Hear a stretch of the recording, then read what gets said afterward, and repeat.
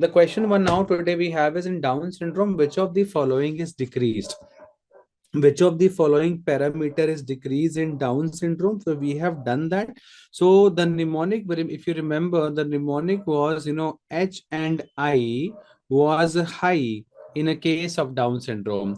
H for beta HCG and I for inhibin A. They both are high in a case of Down syndrome, and even knuckle thickness was more than 3 millimeter in a case of Down syndrome. So all these three things were high. So what was decreased? The answer is alpha fetoprotein is decreased in a case of Down syndrome. Now, triple test includes all except, I remember in the last segment, I spoke about the triple scan and quadruple scan. So we have alpha fetoprotein, we have beta HCG, we have estriol, and inhibin A, basically, it comes in the quadruple scan. It comes in the quadruple scan. It is not a part of the triple scan for the Down syndrome. So C is the best answer. All of the following are biochemical serum markers in the second trimester for Down syndrome, except so Papa, beta HCG, inhibin, and unconjugated estriol. So Papa, pregnancy associated plasma protein. I remember we spoke that in the first trimester antenatal screening for Down syndrome, whereas rest others are comes in the quadruple, or you can say in the second trimester scan. Which is the confirmatory method for antenatal diagnosis of Down syndrome? The confirmatory method we have over here is there are two. Okay, one is if one sample of the placenta and one sample of the amniotic fluid. If you're taking the sample of the placenta, you're going to take at 11 to 13 weeks, and the sample will be chorionic villi sampling. So that will be chorionic villi sampling that you will do. That is done of the placenta, okay, not of the amniotic fluid. That is done at 11 to 13 weeks of gestation. Whereas if you A for amniotic fluid, A for amniocentesis. So amniotic fluid, if sample, that is the sample, that is amniocentesis, which is done at 14 to 16 weeks of gestation. And placenta has a C, so chorionic villi sampling we do at 11 to 13 weeks of gestation for the confirmatory method for antenatal screening for Down syndrome. Now, one very importantly is chorionic villi sampling, and one is amniocentesis. I told you the sample was chorionic villi over here, and the sample was amniotic fluid over here. This basically, the chorionic villi sampling is done trans-cervically or abdominally. You can go through cervix also and abdomen also. Whereas A for amniocentesis, so A for amniotic fluid and A for abdominal approach you do. I'll show you one picture also. Yes, see, A for amniocentesis, A for abdominal approach, and chorionic villi sampling, you can have a trans-cervical as well as the abdominal approach. The study material we take for chorionic villi sampling is the trophoblast, whereas fibroblast and amniocytes basically is the study material we take for the amniocentesis. Timing, I told you, more than equal to 10 weeks, you can definitely go for what you called, chorionic villi sampling, whereas amniocentesis, you take around 15 to 20 weeks for the amniocentesis. Okay. Yes. So yeah, that is one thing. So this is, and the best time, if you say, that is 11 to 13 weeks is the best time, and 16 to 18 weeks is the best time we do it over here. What you called for the amniocentesis. The advantage of chorionic villi sampling, well, the main is amniocentesis. Actually, it is very safe. One of the safest procedure is amniocentesis as compared to the chorionic villi sampling. So these are the basic, thing. So I will repeat again. Trans-cervically or abdominally, you take the chorionic villi sampling, and only abdominally you do the amniocentesis. Here you are taking the trophoblast, here you are taking the fibroblast and amniocytes. And these are the important points. The picture is very interesting. This is the amniocentesis done trans-abdominally, whereas chorionic villi sampling, that is done very importantly trans-cervical or abdominal both. Now, what is the, okay, this is very interesting. What is the definitive diagnosis? To definitively diagnose Down syndrome, what investigation you do, what type of sample do you take, and do you see hypotonia or hypertonia? So down means down, everything is down, the whole GIT is down, the gastric motility, peristalsis is down. That is why the patient usually land up into constipation or hypotonia. The patient usually have constipation or hypotonia in a case of Down syndrome. And that is one thing. And the definitive diagnosis, of course, you will do the karyotyping, because that is the basic, in our hospital also. Once if you have to second, third pregnancy, if the mother has to conceive, then naturally, kind of karyotyping is something we always cut to cut is do the definitive diagnosis for Down syndrome.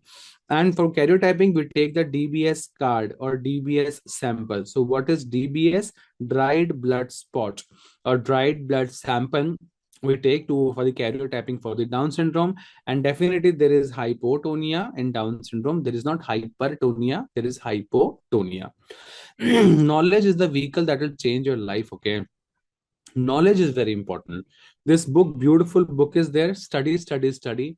Till today I am studying. Today also I studied, tomorrow also I will study. Study makes me feel very positive. And at the same time, knowledge is such a beautiful, humongous thing that gives you such amazing spark. All of the following are features of Down syndrome except. So do you see brush filled spots in iris? Yes. Do you see simian crease? Yes. Do you see mental retardation, which is now known as intellectual disability? Yes. And do you see hypertonia? No, no, no, no, no. You see hypotonia. You don't see hypertonia. Remember that. Next question. Definitive diagnosis for Down syndrome is karyotyping, triple test, fetal USG, all of the above. Triple test, quadruple test is done in the second trimester. Fetal ultrasound, first and second both. But obviously, the definitive, diagnosis will be done by the karyotyping.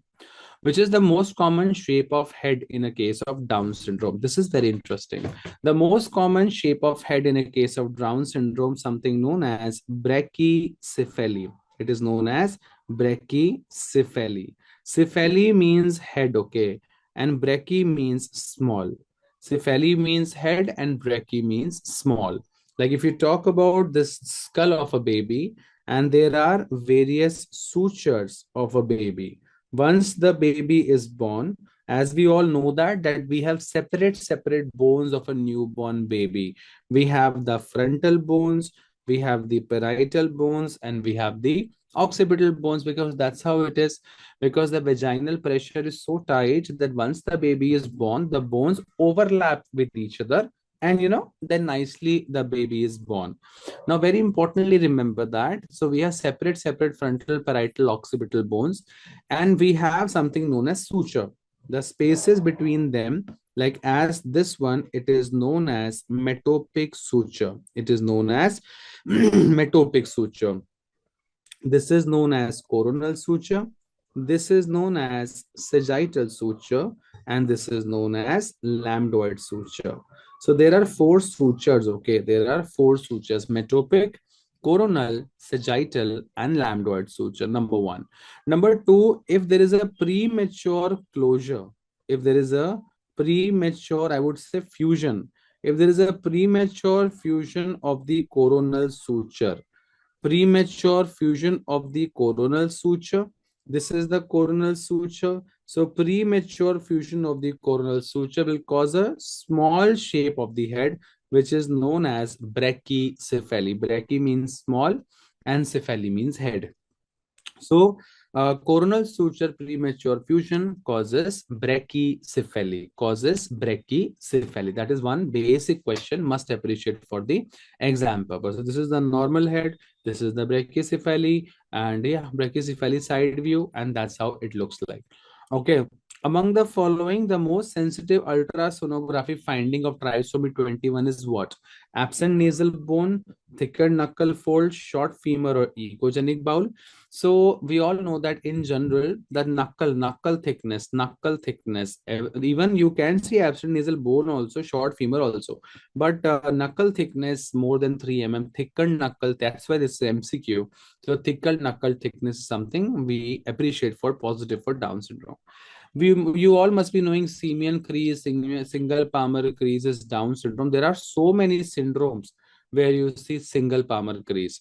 That is why single palmar crease is not diagnostic for Down syndrome. Single palmar crease can be seen in Down syndrome, but not like confirmatory or anything like that, because simian crease is seen in Down syndrome, fetal alcohol syndrome, Patau, rubella, Turner, Klinefelter, Cry2Chat, where single palmar crease is not seen. So not seen, no, for Noonan syndrome. At least if you want to remember that single palmar crease is not seen, no for Noonan syndrome. So single palmar crease is not seen in Noonan syndrome, that you should know. Okay, and no for Noonan like that. What was Noonan syndrome? It was a male patient with a webbed neck.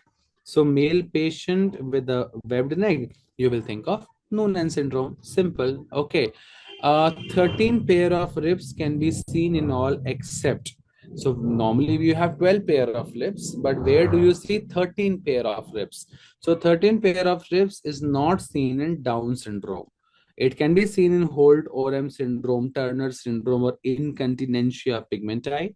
But Down syndrome, you will not see 13 ribs. You will see brachycephaly. You will see single palmar crease, but you will not see 13 pair of ribs. Now, Holt-Oram syndrome. What are the important points for Holt-Oram syndrome? Remember, absent thumb. If a patient has absent thumb, you will think of Holt-Oram syndrome. What about Turner syndrome? Any important points? So, female patient with a webbed neck. If you have a female patient with a webbed neck, you will think of Turner syndrome. So very simple, very easy. Okay, so 13 pair of ribs is not seen in Down syndrome, but seen in all these syndrome: Allegili syndrome, Turner syndrome, incontinentia pigmenti, Holt-Oram syndrome, and even idiopathic also we can be seen. Allegili syndrome, where, so remember, where do you see butterfly shaped vertebra? So butterfly shaped vertebra you see in Allegili syndrome. Remember that. Okay, butterfly vertebra. Okay, all India PG. Down syndrome. Yes, so Down syndrome patient is posted for surgery. The necessary pre-operative investigation should be done what? So we all know that which is the most common congenital heart disease in Down syndrome. It is endocardial cushion defect. Endocardial cushion defect, which is also known as AV canal defect. So that is why echo is very important if you want to operate, like for duodenal atresia or in general any operation, because Down syndrome duodenal atresia is very common, a double bubble sign. Down syndrome patient, if you're doing any surgery, first you do the echo, and that's what.